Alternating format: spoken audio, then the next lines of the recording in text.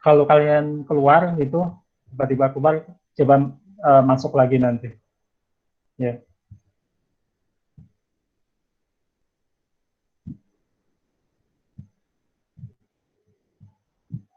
Oke, sebentar.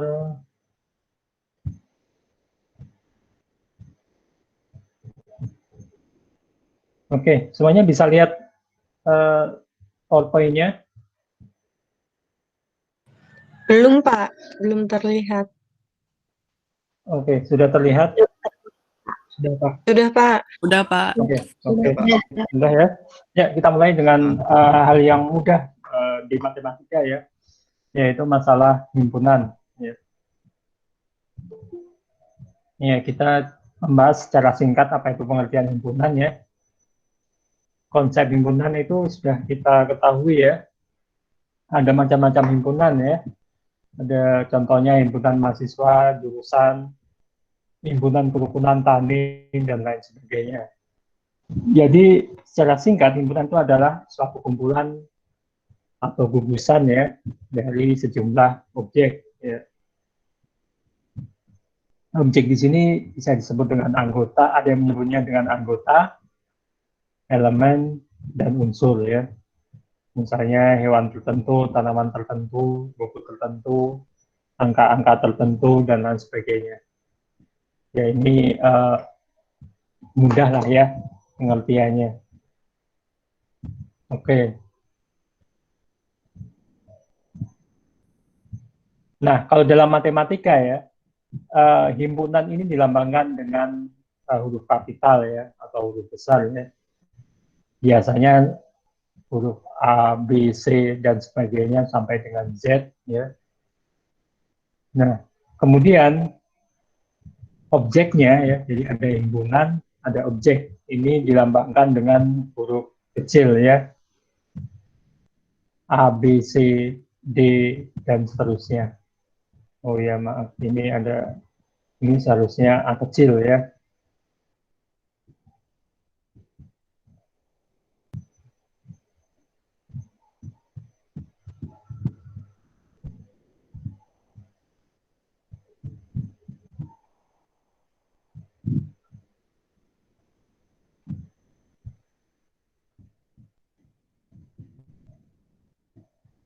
Nah, dalam matematika ada aturan-aturan dalam menyebutkan himpunan ini ya, atau notasinya.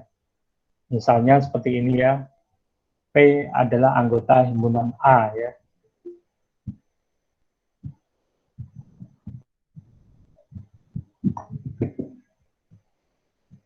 Ya.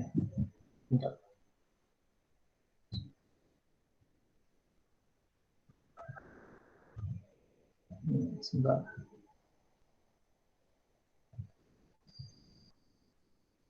Nah, seperti ini, P anggota himpunan A ya. Ini saya kira sudah dipelajari mulai dari SD saya kira ya. SD, SMP, SMA, dan sekarang kalian bertemu lagi dengan yang seperti ini.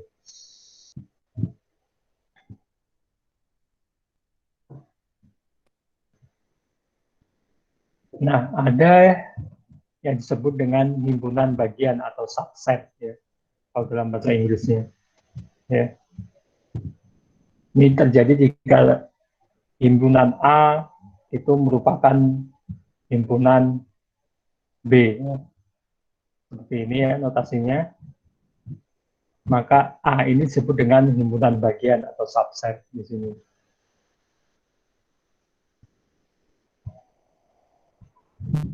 Nah, notasinya seperti ini ya. Jadi A adalah himpunan bagian atau subset dari B. Ya.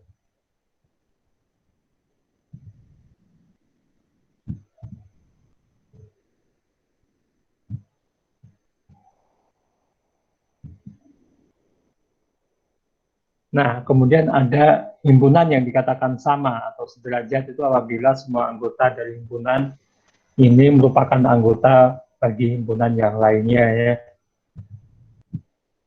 Dengan kata lain, jumlah dan jenis anggota-anggota kedua himpunan tersebut adalah sama ya. Bisa dinotasikan seperti ini. A sama dengan B. atau anggota ketua himpunan ini adalah sama ya. Dan ini terjadi jika A merupakan himpunan bagian dari B dan B adalah himpunan bagian dari A ya. Ini himpunan sama ya.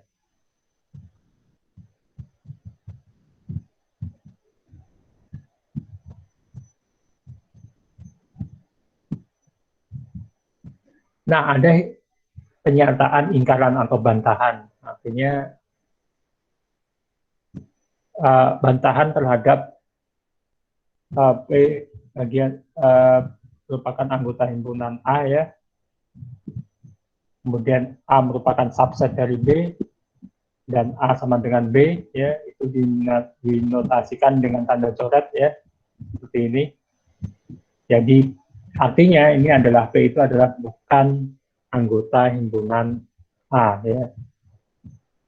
Dan kalau coret ini berarti A bukan merupakan himpunan bagian dari B.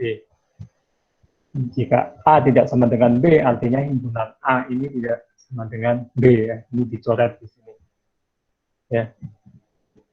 Ini saya kira sudah kalian pelajari mungkin di SMP, SMA ya.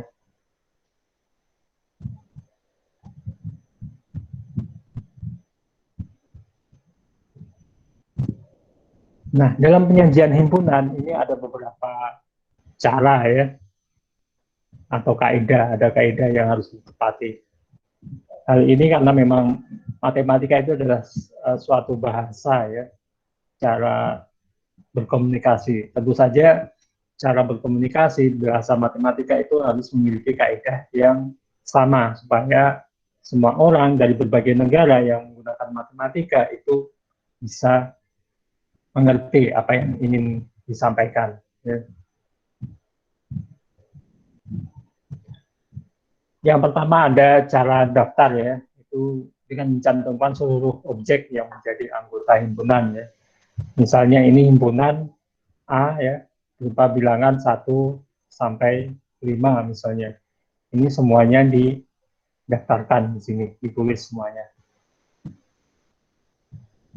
Menggunakan, biasanya dalam bahasa matematika ini menggunakan kurung kurawal namanya.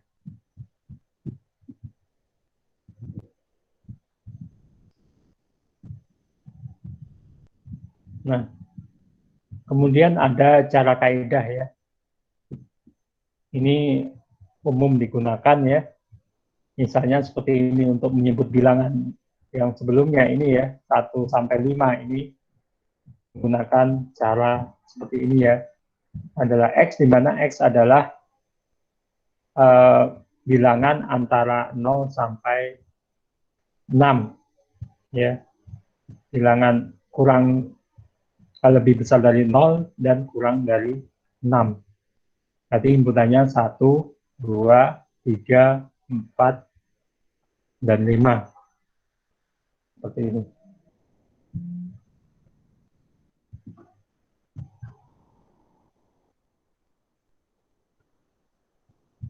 Atau bisa juga dengan tanda kurang dari sama dengan ya. Jadi X adalah himpunan kurang dari sama dengan 1 sampai kurang dari sama dengan 5 ya. Maaf, lebih X kurang dari sama dengan 1 ya.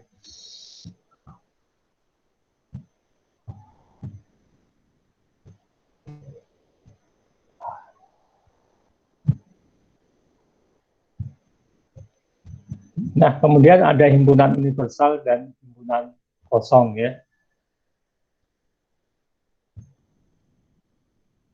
Nah, himpunan universal ini adalah himpunan yang terdiri dari beberapa himpunan bagian atau himpunan atau subset tadi ya. Dan himpunan kosong ini himpunan yang tidak mempunyai satu anggota pun ya, dilambangkan dengan kurung kurawal kosong ini atau 0 coret ya. Jadi himpunan kosong itu tidak dilambangkan dengan angka 0 karena angka 0 sendiri itu bisa merupakan anggota himpunan ya.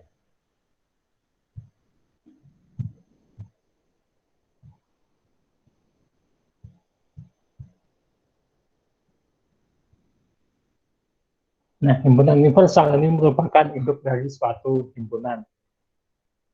Dan himpunan kosong ini merupakan himpunan bagian dari setiap himpunan. Maka berlaku ketentuan sebagai berikut ya.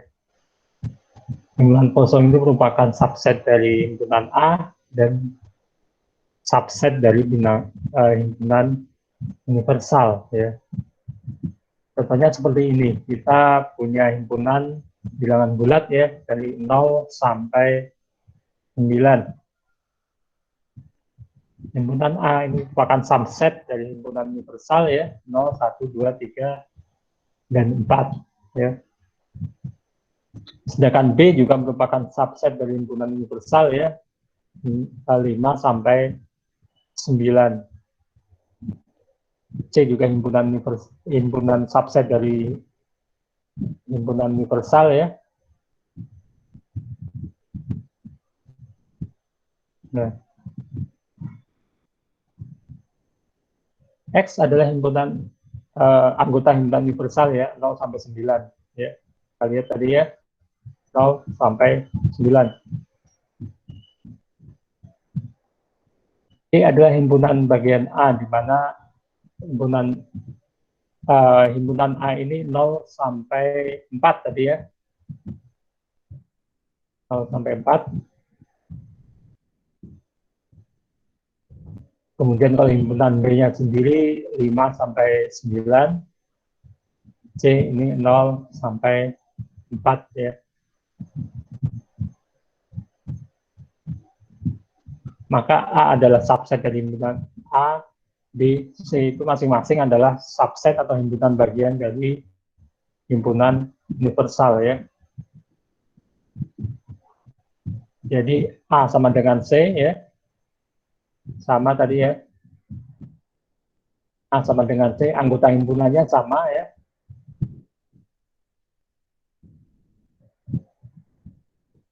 B tidak sama dengan A, tidak sama dengan B, dan B tidak sama dengan C ya.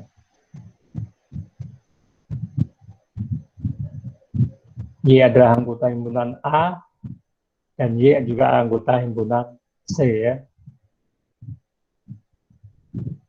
Maka A subset dari C, dan C subset dari A ya.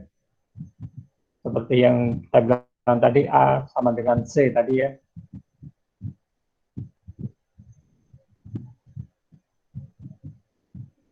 Dan Y bukan merupakan himpunan dari B, karena Y tadi 0 sampai 4 ya. Sedangkan himpunan B itu 5 sampai 9. Jadi anggota Y ini ya, 0, 1, 2, 3, 4 ini bukan merupakan anggota bilangan himpunan B ya. Dan sebaliknya, Z juga bukan merupakan himpunan A, dan bukan merupakan anggota himpunan C juga. Karena Z ini adalah bilangan 5 sampai 9 ya. Oke, jelas sampai sini?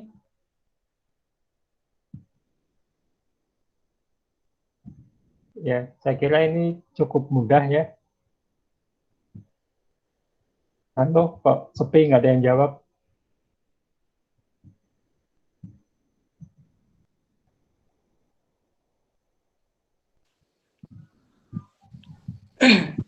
Halo? Ya, halo Pak, jelas Pak. Oke, jelas ya. Jelas, Pak. Kok sepi? Jelas, Pak. Oh ya, oke. Saya kira putus.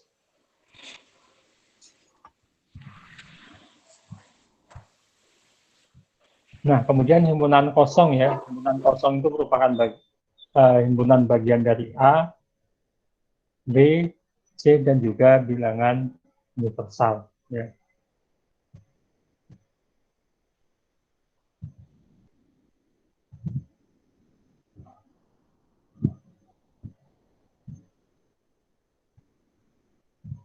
Nah, ini juga. Himpunan kosong itu merupakan subset dari A dan subset dari O. Ya. Dan seterusnya.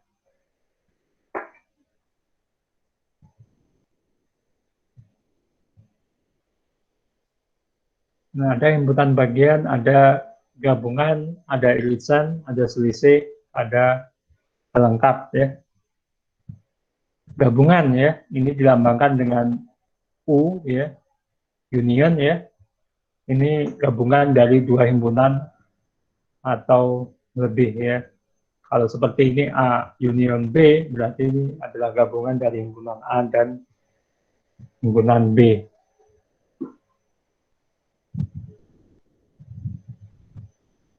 Nah, seperti ini ya, X di mana X adalah anggota himpunan A atau X adalah anggota himpunan B, karena ini adalah gabungan di sini. Nah, kemudian ada irisan atau intersection ya, ditulis dengan U terbalik ya.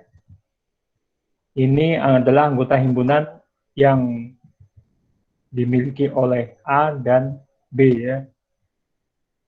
Ini seperti ini ya, notasinya ya. A irisan B ini di mana X adalah anggota himpunan A dan sekaligus anggota himpunan B di sini.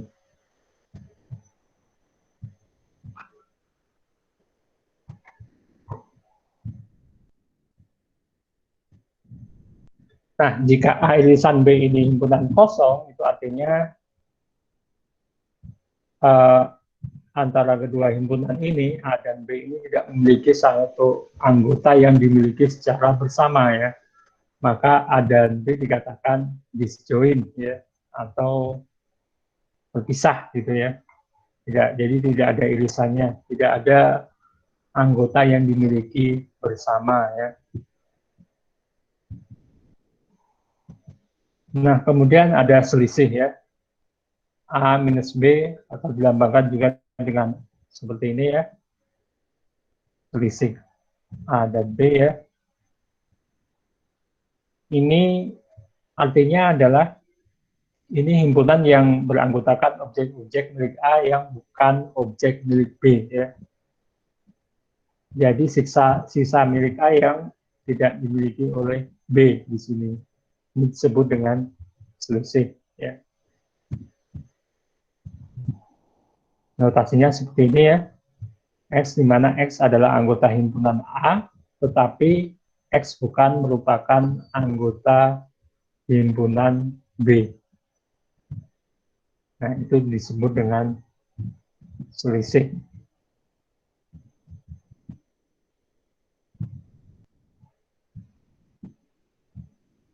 Nah, kemudian ada himpunan pelengkap atau komplement ya. Misalnya notasi A ya, tanda panah di atas ya. Tapi ada juga yang notasinya A kemudian tanda C di atasnya, misalnya seperti ini ya. A seperti ini. Kemudian di sini kasih C ya. Ini biasanya kalau buku-buku teks yang lama ya, ini dia menggunakan ini ya. Ya, tapi untuk buku-buku teks yang baru ini biasanya menggunakan A dengan tanda garis mendatar di atasnya. Ya. Nah, seperti ini.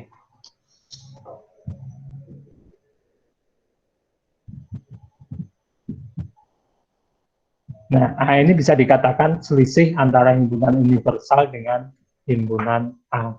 Karena komplement A ini adalah himpunan yang tidak dimiliki oleh himpunan A ya.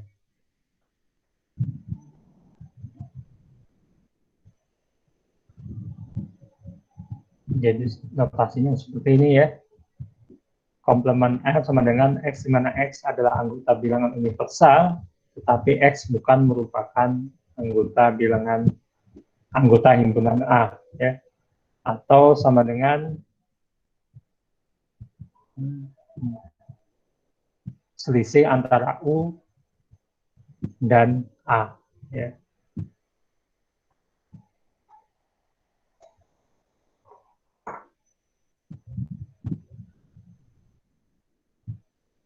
Nah, ini diagram Venn-nya ya. Ini adalah A gabungan B ya. Ini bagian yang diarsir seperti ini. Jadi A gabungan B ini adalah himpunan yang dimiliki A dan sekaligus dimiliki oleh B, gabungan jadinya. Nah, kemudian A irisan B, ya, ini anggota himpunan yang sama-sama dimiliki oleh A dan B. Jadi di sini ya irisannya.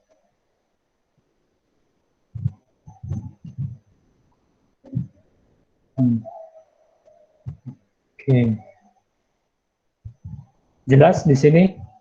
Kalau ada yang mau ditanyakan langsung saja gitu ya. Halo? Tinggi Pak, jelas. Oke. Iya Pak. Oke. Jelas.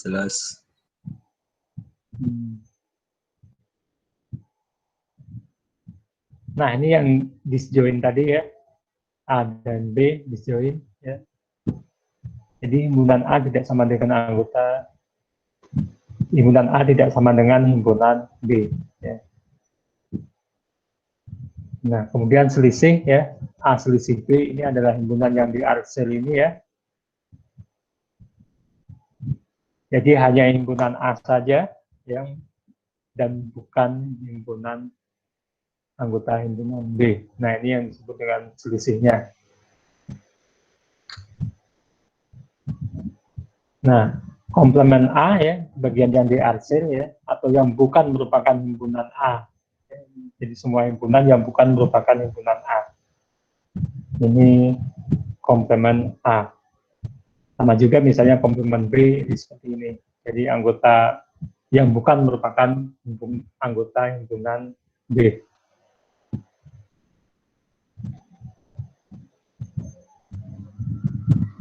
Nah, ini sekedar contoh ya. Ini diketahui himpunan universalnya ini bilangan asli ya, antara 1 sampai dengan 9 bilangan universalnya. Kemudian himpunan P ini 1 sampai 5, himpunan Q 4 sampai 8, himpunan R ini 6 sampai 9.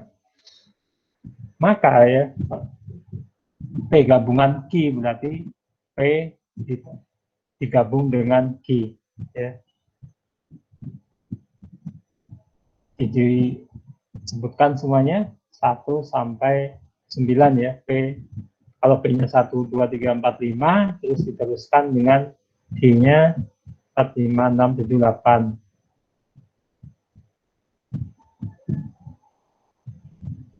Satu sampai 8. Kemudian P gabungan R ya. P-nya ini, R-nya 6 7 8 9. Jadi 1 sampai 9 ya, itu bilangan universal. Kemudian Q gabungan R ya. Q 4 5 6 7 8. R-nya 6 7 8 9 digabung jadi 4 5 6 7 8 9 ya. Kalau P irisan dari Q ya, irisannya berarti anggota himpunan yang dimiliki bersama baik oleh P dan Q. Nanti ada 4 dan 5 ya. 4 dan 5. Nah, kemudian P irisan R ya. P 1 sampai 5, R-nya 6 sampai 9. Tidak ada ya himpunan kosong. Kemudian Q irisan R, ada himpunan yang sama-sama dimiliki yaitu 6, 7, 8 ya. Nah, bagaimana dengan selisih? Ya, berarti P 1, 2, 3, 4, 5, selisih Q, Q-nya ini ya berarti ada angka 45 yang hilang di sini ya, karena selisih. Berarti P selisih Q adalah 1, 2, 3 ya. P selisih R ini P ya 1 sampai 5, R-nya 6, 7, 8, 9. Jadi tidak ada yang diambil. Berarti P selisih R sama dengan P di sini. Karena P dan R ini adalah disjoin ya. Kemudian Q selisih R 678 berarti sisa 45 ya, karena 678 sudah diambil oleh R itu tadi. Oke, sudah jelas di sini. Ada yang mau ditanyakan? Ya, jelas, Pak. Ya, ini cuma mengulang ya. Saya kira cukup mudah. Mudah banget. Enak ya kalau belajar matematika kayak gini aja gitu.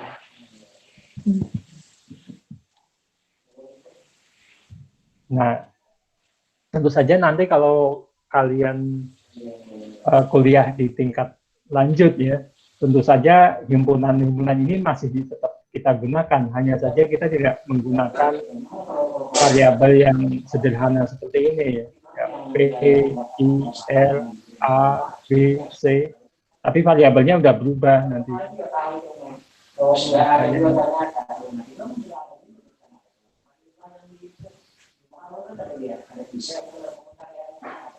Ada suara bocor ini. Mungkin bisa dimatikan. Oke. Nah, tentu saja variabelnya tidak sesederhana ini. Sebenarnya prinsipnya sama, cuma nama variabelnya berubah gitu. Jadi kita tidak PQR tadi, tapi langsung ke masyarakat, misalnya himpunan petani kelompok A, misalnya himpunan petani padi, himpunan peternak ayam, seperti itu. Nah, ini akan berguna bagi kalian dalam penelitian nanti, karena dalam penelitian nanti mungkin kalian nanti akan datang ke petani, dan itu harus jelas itu himpunan petani apa dulu, belum kalian datang ke petani untuk melakukan penelitian. Ya, ini salah satu gunanya kita belajar himpunan. Itu biasanya nanti waktu ujian proposal itu akan ditanyakan petaninya apa saja, siapa saja, nama-namanya siapa saja, ini anggota kelompok tani atau bukan, anggota kelompok tani gabungan atau kelompok tani yang lain misalnya. Kemudian apakah anggota kelompok tani ini juga ada yang memperoleh kredit ataukah ada yang tidak misalnya. Nah, itu nanti akan ada subset-subset atau anggota himpunan.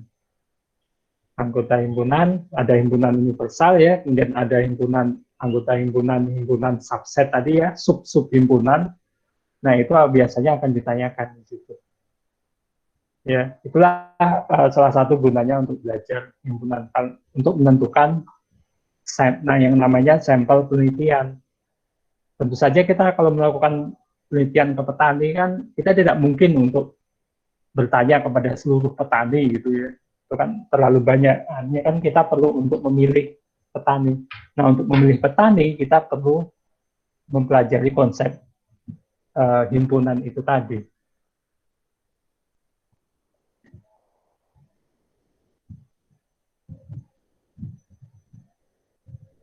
Ya, lanjut ya. Komplemen P berarti himpunan yang bukan merupakan himpunan P ya. Kalau P tadi 1, 2, 3, 4, 5, 6 berarti yang bukan merupakan himpunan P itu adalah 6, 7, 8, 9. Dan sama juga yang bukan merupakan himpunan itu adalah selisih antara himpunan universal dengan himpunan Q-nya ya. Dan lain sebagainya. Kemudian R komplement ya, itu berarti bukan merupakan himpunan R ya. Satu yang bukan merupakan himpunan R ya, 1, 2, 3, 4, 5.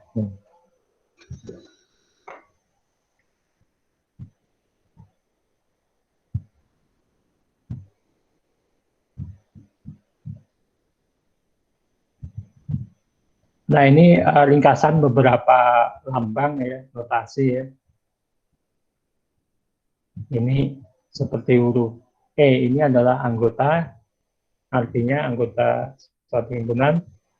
C ini himpunan bagian atau subset tadi ya. Kemudian U ini gabungan, U terbalik irisan, tanda minus ini selisih, garis di atasnya, kurang jelas ya garisnya ya. Nah, ini kurang jelas. Nah, oke, ya.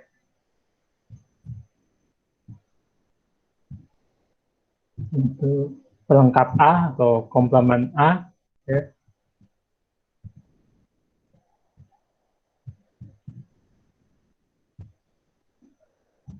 Ya, kalau dalam logikanya gitu ya, kalau A ini adalah bilangan positif atau anggota himpunan, kalau A dengan tanda mendatar di atasnya ini bilangan negatifnya. Gitu. Nah, U ini himpunan universal ya, beda antara U ini dengan ini ya. Ini U universal, huruf U ya. Nah, kalau ini himpunan kosong.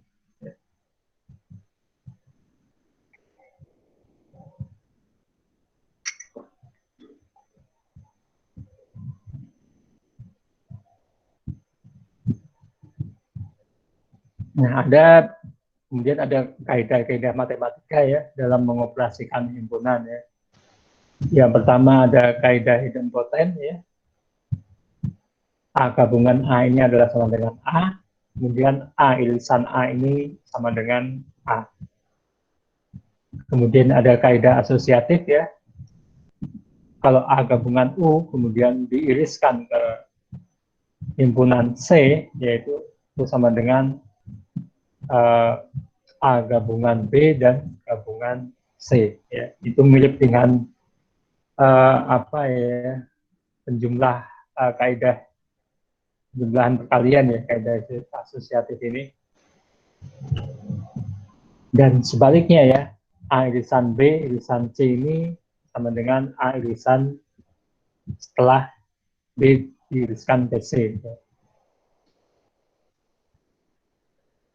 Nah, kemudian ada kaidah komutatif ya. A gabungan B ini sama dengan B gabungan A. Dan sebaliknya A irisan B ini sama dengan B irisan A. Ya. Kemudian ada kaidah distributif ya. A gabungan dari irisan B irisan C ini sama dengan A gabungan B, kemudian diiriskan ke A gabungan C. Dan sebaliknya ya, A irisan B gabungan C ya, ini sama dengan A irisan B digabungkan dengan A irisan C.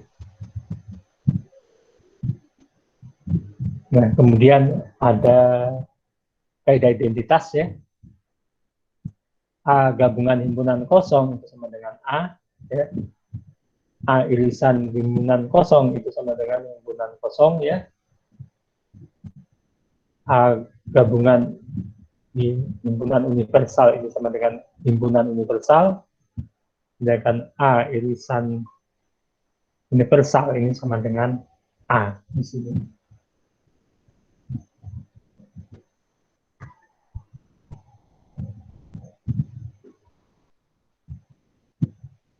Oke, ada pertanyaan? Kalau ada langsung aja ya. Halo?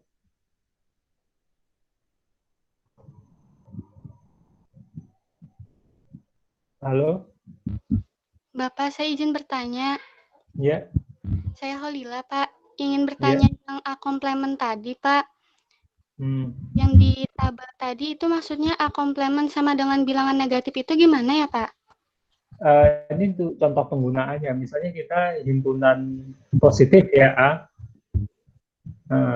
Kemudian kalau A komplementnya itu berarti bilangan negatif. Jadi ini contoh penggunaan saja. Misalnya gitu ya. Jika kita misalnya A itu adalah himpunan bilangan positif, ya, maka A komplementnya itu adalah himpunan bilangan negatif. Jadi ini contoh penggunaannya saja.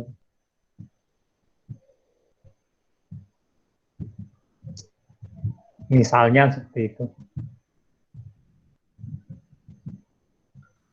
Iya, Pak. Makasih, Pak. Oke, cukup jelas ya. Ini contoh penggunaannya saja. Ya, bagian ini.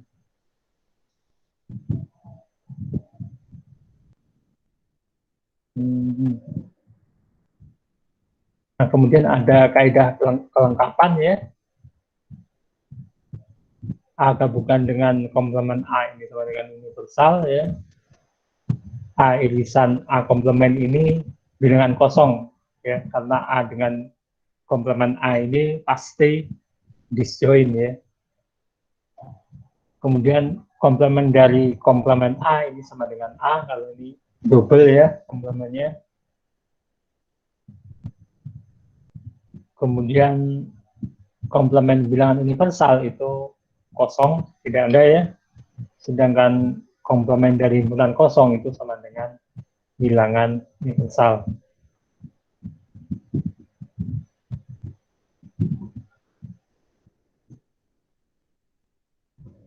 Kemudian ada kaidah De Morgan ya. A gabungan B komplement ini sama dengan A komplement irisan B. Ya. Kemudian A irisan B komplement itu gabungan dari komplement A dan komplement B. Ya. Nah ini.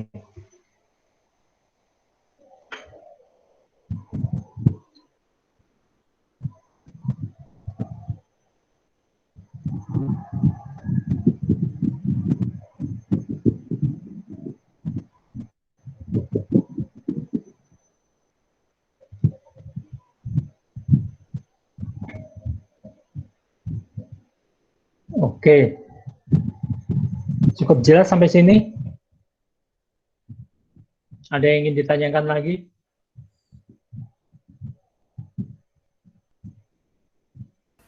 Pak, saya mau bertanya. Ya. Itu maksudnya kalau dicontohin angka dari A komplement itu maksudnya gimana ya, Pak? Yang A komplement itu kalau angka tuh gimana ya, Pak, maksudnya?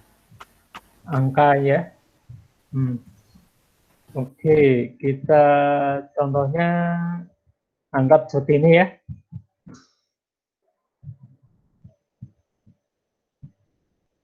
Ini sudah. Oke, misalnya ini ya, P ya. P ini P1, 2, 3, 4, 5 ya. Berarti kalau kita bikin P komplement ya, itu sama dengan yang bukan merupakan himpunan P dari bilangan universal. Berarti apa yang komplement P-nya? Halo? Apa kira-kira? Himpunan P-nya 1, 2, 3, 4, 5. Berarti komplement P-nya? 6, 7, 8, 9. Ya, 6, 7, 8, 9 ya. Oke. Oke, anggap saja tulisannya bagus gitu ya. Nah, sekarang ini P-nya, komplement P-nya 6, 7, 8, 9. Berarti kalau komplement double komplementnya ya, ini P saya komplementkan lagi, berarti bukan merupakan 6, 7, 8, 9. Berarti apa?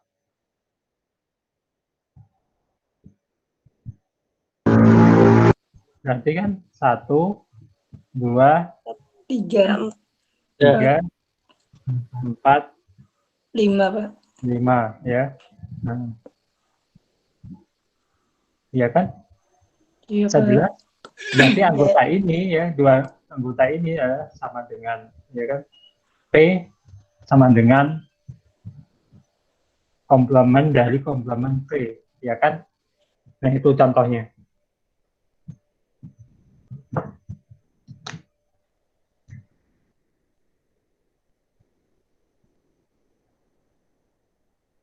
Oke, ada pertanyaan yang lain?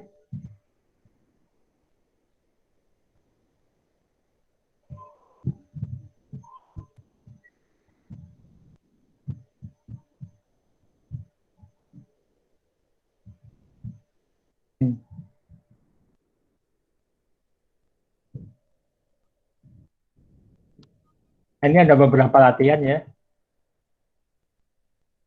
Latihan 1, ya. Latihan 2.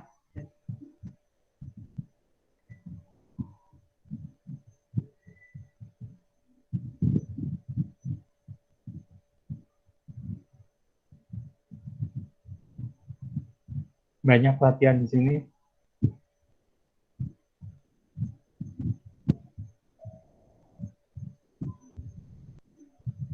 Nah, latihan sampai ada latihan 4 ya. Ini latihan 3, ini latihan 4. Ini soal cerita.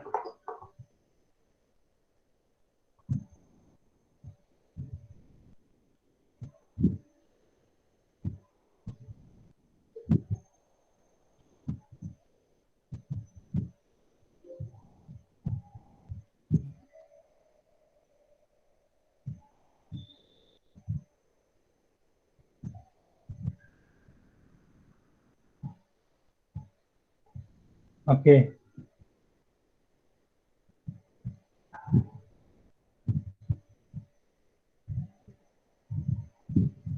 Oke. Ada pertanyaan?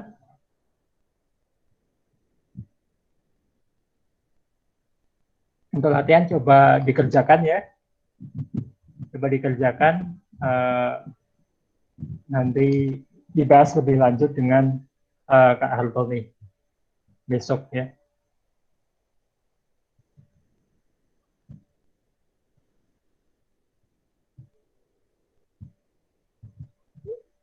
Oke.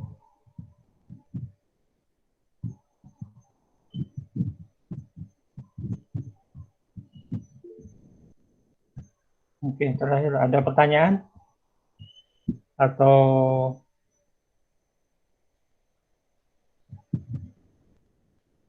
ada yang mau disampaikan?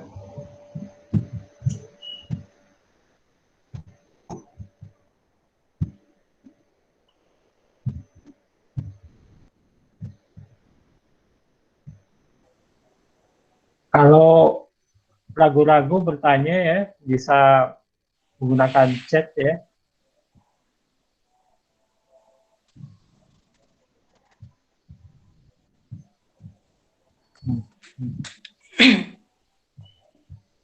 Oke, kalau tidak ada, kita akhiri perkuliahan online kali ini ya. Mudah-mudahan apa yang disampaikan jelas. Ya. Saya akan coba nanti upload rekamannya ya, rekaman perkuliahan kali ini. Ya.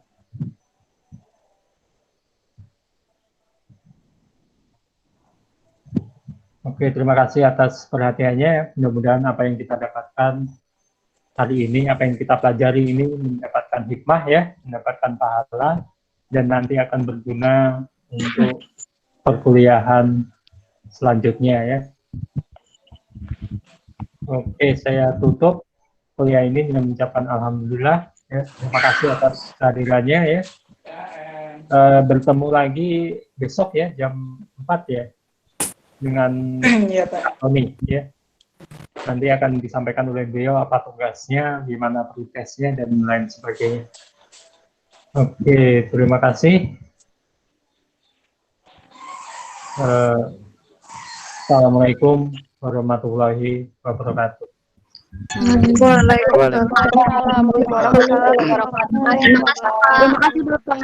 Terima kasih semuanya ya. Terima kasih Bapak. Ya, oke.